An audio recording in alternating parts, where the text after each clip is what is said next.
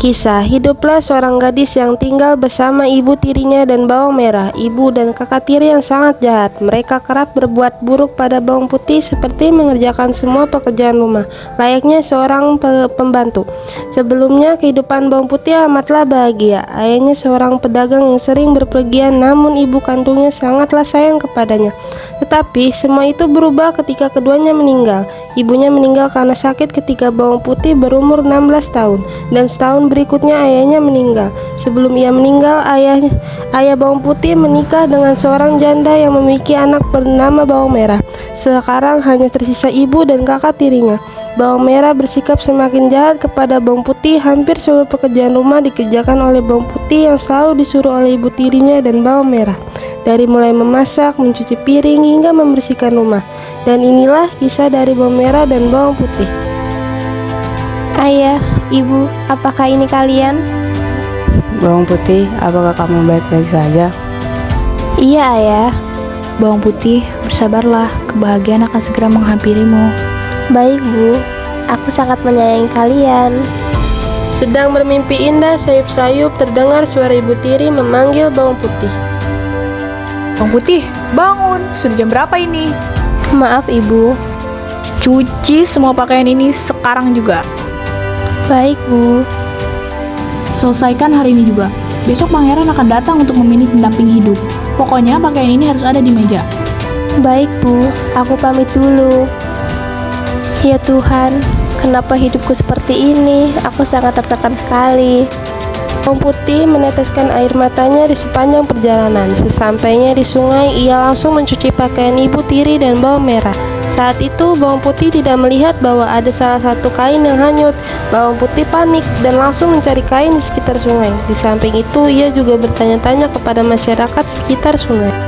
Permisi, apakah kamu melihat kain yang hanyut di sekitar sini?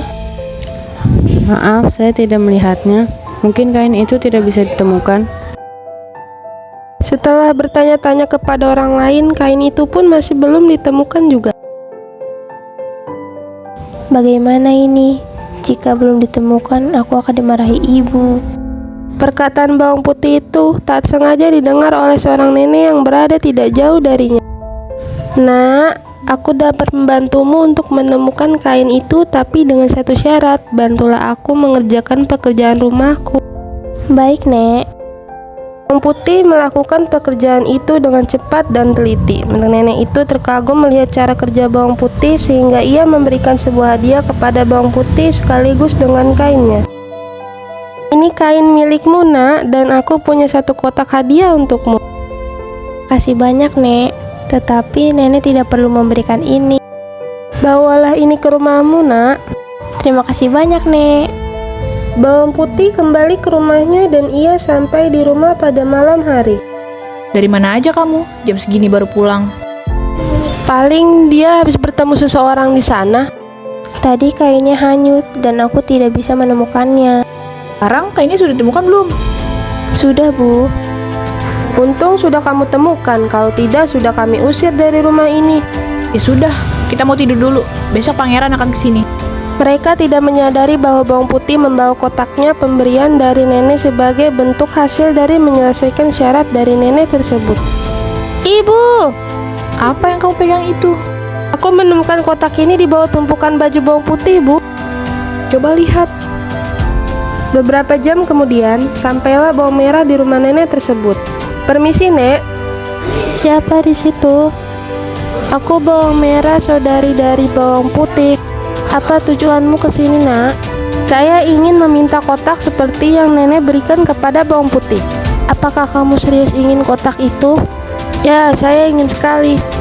Baiklah, saya akan ambilkan. Ini buat kamu ya. Apa yang terjadi padamu, bawang merah?